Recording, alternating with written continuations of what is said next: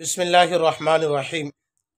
तमरीन फ़राइज़ में आज का मसला है, जनाब कारी यामीन साहब की तरफ से ये सवाल है।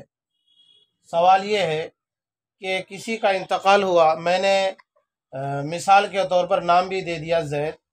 तो ज़ैद का इंतकाल हुआ, वारिसीन में 2 बीवियाँ, 7 बेटियाँ और 3 बेटे छोड़े हैं। तरका किस तरह तकसीम किया जाएगा?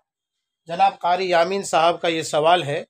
शायद 1 हफ़्ता हो गया उनका ये सवाल आए हुए, लेकिन चूँकि मसरूफ़ियत ज़्यादा है इस वजह से जवाब देने में ताख़िर हो रही है। बहरकैफ़ तमरीन फ़राइज़ का आज का मसला यही है।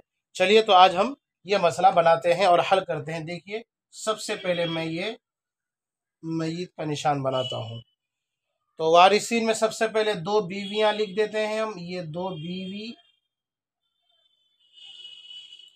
उसके बाद हम लिखेंगे 3 बेटे,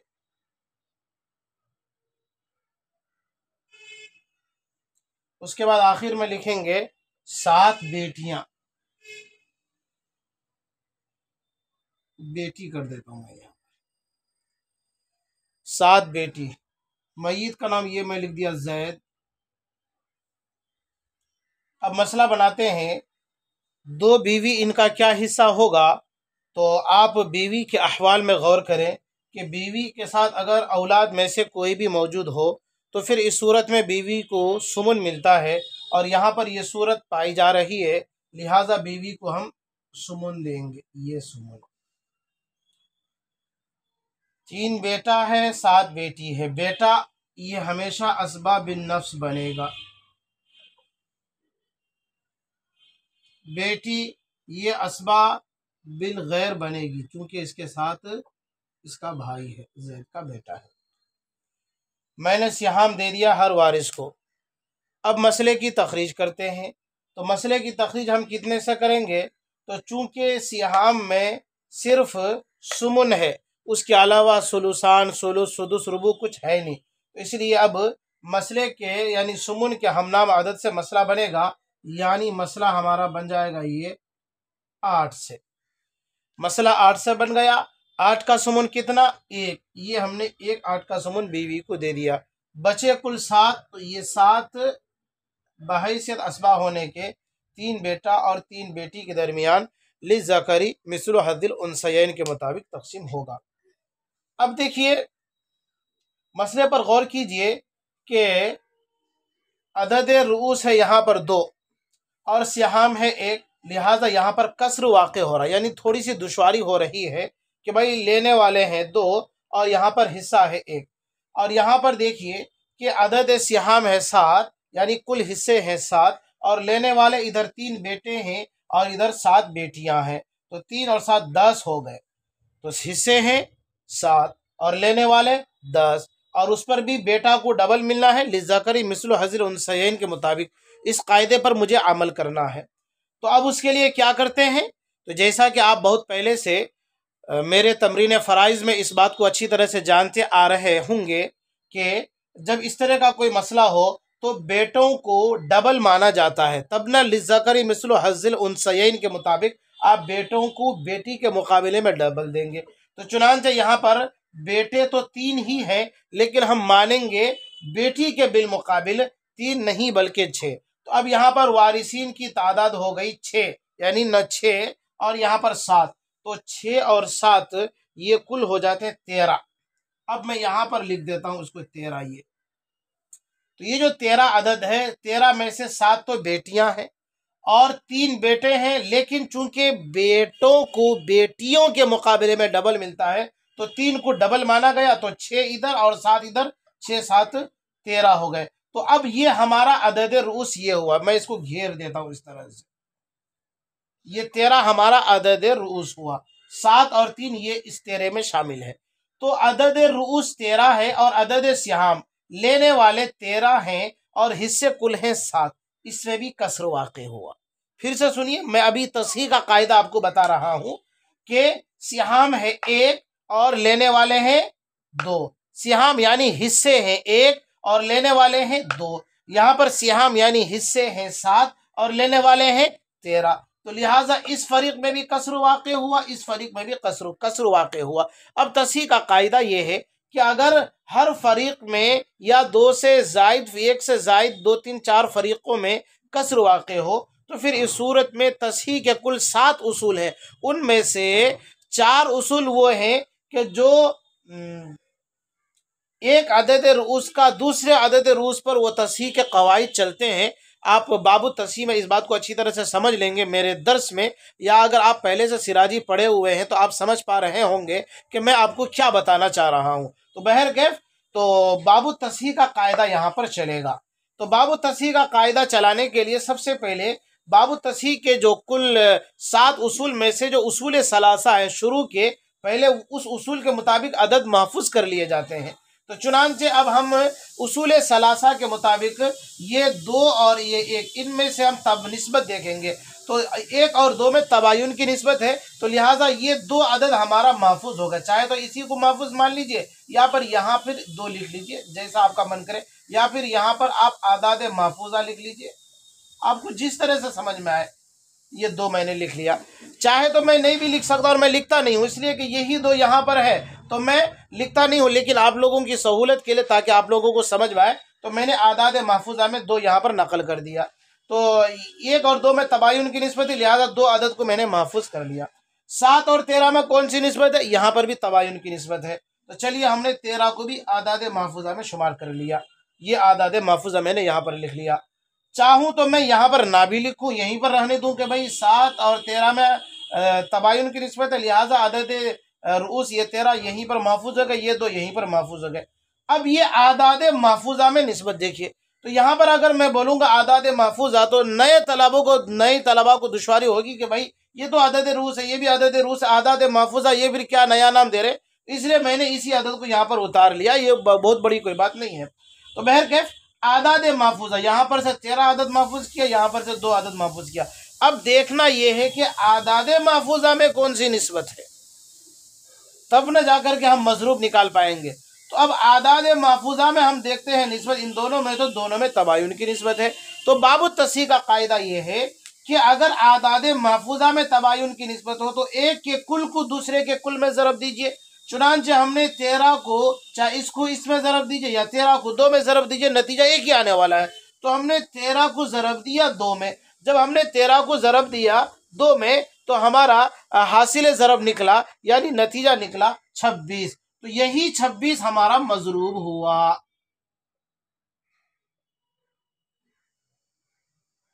यहां पर मैंने 26 लिख दिया मजरूब। तो इसी मजरूब को निकालने के लिए बाबू तस्हीह के उसूल पर अमल किया गया, और बाबू तस्हीह के उसूल को यहाँ पर देखा गया, परखा गया, चलाया गया। चलिए अब आदाद महफूजा का काम खत्म हो गया, तो मैंने इसको मिटा देता हूं यहां से। आदाद महफूजा मुझे निकालना सिर्फ इस वजह से था ताकि मैं मजरूब सही तौर पर निकाल सकूं, लिहाजा अब मेरा मजरूब निकल गया, मैंने आदाद महफूजा को मिटा दिया। तो इसलिए जो जिनकी सलाहियत मजबूत होती है, सिराजी पर पकड़ मजबूत होती है, तो उनको अलग से ये आदाद महफूजा लिखने की ज़रूरत नहीं पड़ती है। जैसा कि मैंने बताया कि भाई यहाँ लिखने की ज़रूरत नहीं है, लेकिन चूंकि ये हमारा तमरीन फ़राइज़ का सबक है, इस वजह से मैंने यहाँ पर लिख करके बतला दिया आपको ताकि सहूलत हो जाए। तो चलिए, ये आदाद महफूजा पर हमने तबायुन की निस्बत होने की वजह से एक एक कुल को दूसरे के कुल में ज़रब दिया, मजरूब हमारा 26 आया। जब मजरूब हमारा 26 निकल करके आ गया तो अब हमें सिर्फ 2 काम करना। नंबर 1, मजरूब को कुल मसले में ज़रब देना है। नंबर 2, मजरूब को हर वारिस के सिहाम में ज़रब देना है। मसला बन जाएगा। चलिए वो काम भी हम कर लेते हैं। तो मजरूब का पहला काम ये है कि हम ज़रब देते हैं मजरूब को 8 में, तो हमारा नतीजा क्या निकलेगा? हमारा नतीजा निकल जाएगा, अगर 26 को हम 8 में ज़रब देंगे तो ये हमारा नतीजा ये निकलेगा 208। हमने इस मसले को पहले ही बना करके रखा ताकि मैं कम वक्त में आपको ज़्यादा से ज़्यादा बातें समझा सकूं और बता सकूं। तो 26 को हमने 8 में ज़रब दिया तो नतीजा हमारा क्या निकला? 208। तो मजरूब का एक काम ये हुआ कि हमने असल मसला में ज़रब दिया। मजरूब का दूसरा काम ये है हर वारिस के सिहाम में ज़रब दिए। चुनांचे हमने 26 को इसमें ज़रब दिया तो नतीजा हमारा यही 26 निकला। अच्छा, अब यहाँ पर भी हम ज़रब देते हैं उसी 26 को 7 में, तो जब हम 26 को 7 में ज़रब देंगे तो हमारा नतीजा निकलेगा 187। नहीं, 187 नहीं निकलेगा बल्कि 182 निकलेगा। अब 182 जो निकलेगा तो आप 26 और 182 को कुल करेंगे तो आपका नतीजा 208 आना चाहिए। अगर आ जाएगा तो समझ लीजिए कि मेरा मसला सही बना, और अगर नहीं आएगा तो मसला फिर सही नहीं बनेगा। अब एक बार हम जांचते हैं कि क्या हमारा ये मसला सही निकला। तो देख लीजिए यहाँ का 6 और यहाँ का 2 कितना हुआ, 6 और 2 8। चलिए यहाँ पर 8 आ गया, यहाँ पर 2 2 और 8 कितने हुए 10, 10 का 0 हाथ मेरा 1 और 1 ये 2, ये 208 बिल्कुल बराबर सही हो गया। तो यह हमारा मसला बिल्कुल ठीक है। अब हमको एक काम और करना है। वो एक काम क्या करना है कि ये जो 182 यहाँ हम कुल निकल के आए हैं और ये अदद रूस 13 है, इसको इसमें ज़रब देना है, ज़रब दे यानी तकसीम कर देना है ताकि ये 182 हर वारिस का हिस्सा खुल करके निकल करके आ जाए। तो अब हम अगर 13 को 13 का पहाड़ा हम पढ़ेंगे, पढ़ते जाएंगे 10 से ऊपर 14 मरतबा हम पढ़ेंगे तो नतीजा हमारा यही आने वाला है। एक बार आप करके देख लीजिएगा। चुनांचे ये तय हो गया कि 13 को 14 बार पढ़ेंगे, यानी 13 कम 13 13 दूनी, इस तरह से पढ़ते रहिए तो 14वें नंबर में जाकर के आपका 182 में आकर के स्टॉप हो जाएगा, यानी बराबर सराबर हो जाएगा। अब समझ में आया कि 14 ये जो अदद है ये अदद हर एक वारिस का हिस्सा हुआ।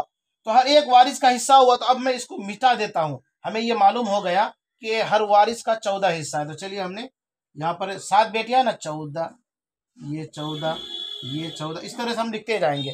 अब चूंकि यहाँ पर हमने बेटों को बेटियों के मुकाबले में डबल माना था, तब जाकर के 13 हमारा ये नतीजा निकला था। लिज़्ज़करी मिस्लु हज़्ज़िल उन्सयैन कायदे पर अमल करने के लिए, तो लिहाजा अब यहाँ पर 14 नहीं बल्कि 14 का डबल माना जाएगा 28। ये 28 एक 28 सियाम हुए एक बेटे के, फिर 28 सियाम एक बेटे के, फिर 28 सियाम एक बेटे के हुए। और यहाँ पर 26 है, 2 बीवियां हैं तो 13 13 करके एक बीवी को आ जाएगा 13।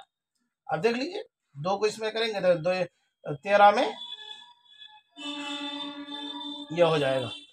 तो अब हमको ये भी मालूम हो गया कि हर वारिस में से हर एक बेटे का हिस्सा 28 आया और हर एक बेटी का हिस्सा 14 14 आया। अब मैं यहाँ पर इसको इस तरह से लिख देता हूँ, जगह कम है, अब मैं यहाँ पर लिख देता हूँ सिहाम फीकस। सिहाम फीकस यहाँ पर कितना आया था 13।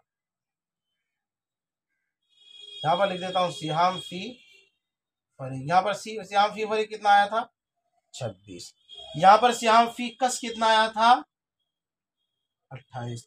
यहाँ पर सिहाम फी कस कितना आया था 14।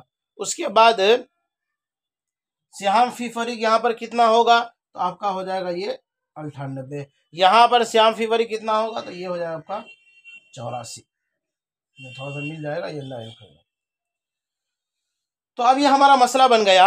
अब मैं ये जो कहने जा रहा हूँ आप इसको तफसील से अच्छी तरह से सुन लीजिए कि मरहूम जैद का जो इंतकाल हुआ, वारिसीन में 2 बीवियाँ 7 बेटियाँ और 3 बेटे हैं, तरका किस तरह से तकसीम किया जाएगा। जवाब ये है कि मरहूम जैद की कुल जायदात मनकूला गैर मनकूला बाद अदाए हुकूक़ मुतक़द्दिमा यानी तजहीज़ व तकफ़ीन कफ़न दफन क़ज़ाए दुयून और तनफ़ीज़ वसीयत बिसुलुसिल माल और अदम मवाने इर्स के कुल जायदात मनकुला व गैर मनकुला 208 हिस्सों पर तकसीम करके 13 13 हिस्से हर एक बीवी को और 28 28 हिस्से हर एक बेटे को और 14 14 हिस्से हर एक बेटी को शरअन मिलेंगे।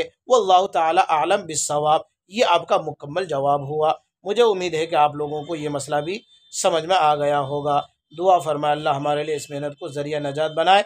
आमीन। वस्सलामु अलैकुम वरहमतुल्लाहि वबरकातुहू।